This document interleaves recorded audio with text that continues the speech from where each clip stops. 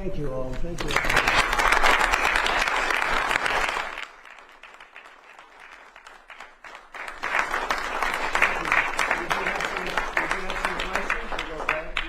Mr. President, the meeting with Vladimir Putin is canceled or put on hold. Do you know what happened there, and does that affect your decision whether or not to send Tomahawk? Thank you. Come on, I'll slide out with you.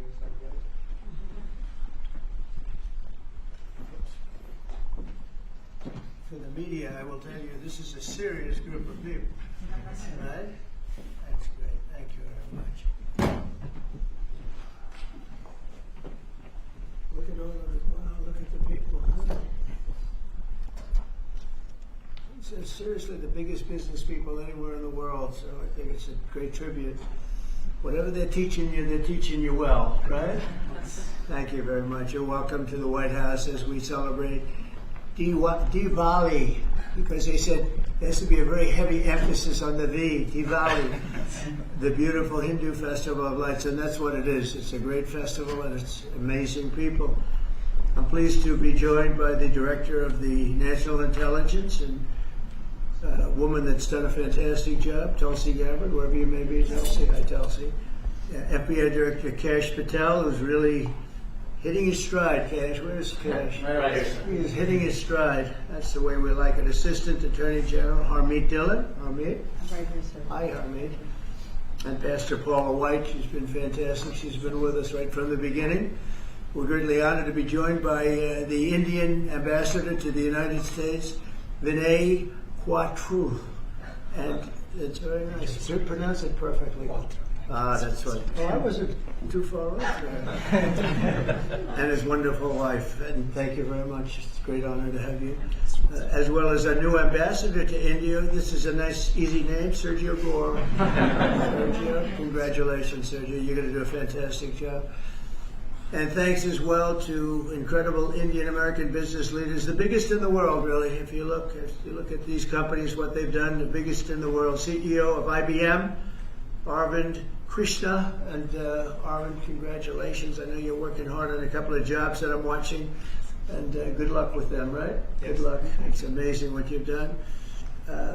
Chairman and CEO of Adobe, and that Adobe is big stuff, and that's Shantanu Narayan. Thank you. Thank you very much, Shantanu. Nice to see you. Thank you very much. CEO of Micron Technology, we know what that is, Sanjay Marotta. Sanjay, nice to see you again. And CEO of Palo Alto Networks, Nikesh Arora. And I want to thank you very much for great success. It's a hell of a group of people. And in addition to that, we have a lot of other tremendously successful people gathered. On behalf of all Americans, let me also extend our warmest wishes to the people of India. I just spoke to your Prime Minister today. We had a great conversation. We talk about trade, we talk about a lot of things, but mostly the world of trade. He's very interested in that. Although we did talk a little while ago about let's have no wars with Pakistan. And I think the fact that trade was involved, I was able to talk about that.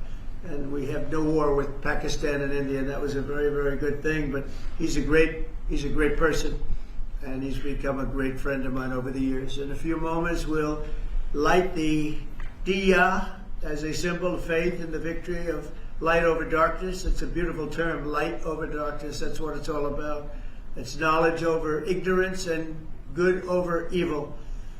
During Diwali, revelers recall ancient stories of enemies defeated, obstacles removed, and captives freed. The glow of the Diya flame reminds us to seek the path of wisdom and to work with diligence and to always give thanks for our many blessings. And we do have many blessings. Everybody in this room has many blessings. And even I will say, I'm not going to use the word fake news, I refuse to use it. Media has some good blessings. One of the blessings is that you didn't have to stand in the mud outside anymore. You know, you now have a beautiful stone surface, the identical color of the White House.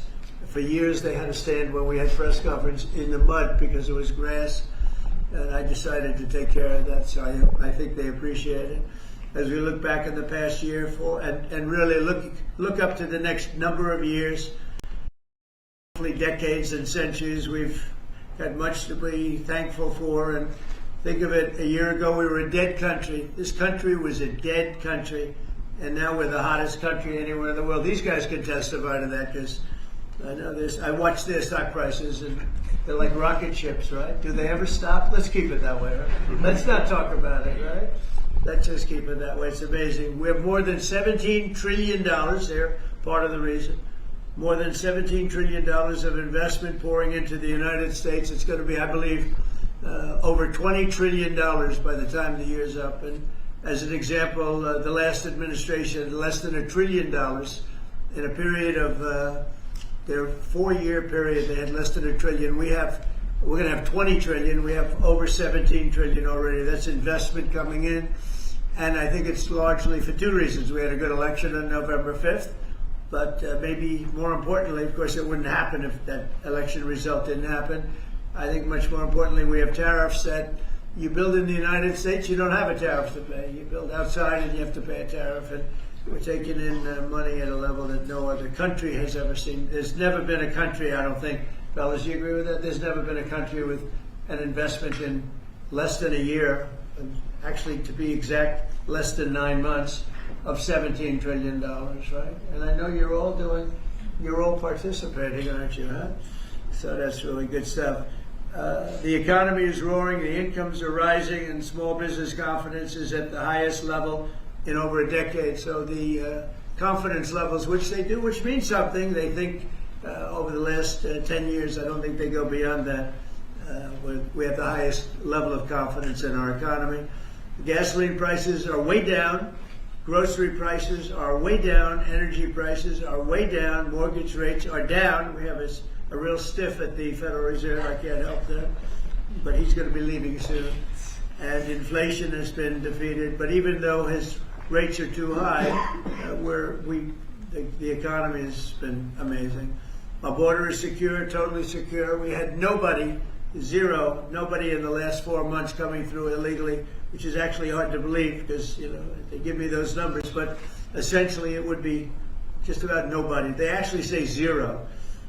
That's actually hard to believe. You have zero when you had millions pouring across a year and a half ago, 2 years ago, but we have it down to practically nobody. And they are coming in, but they're coming in legally.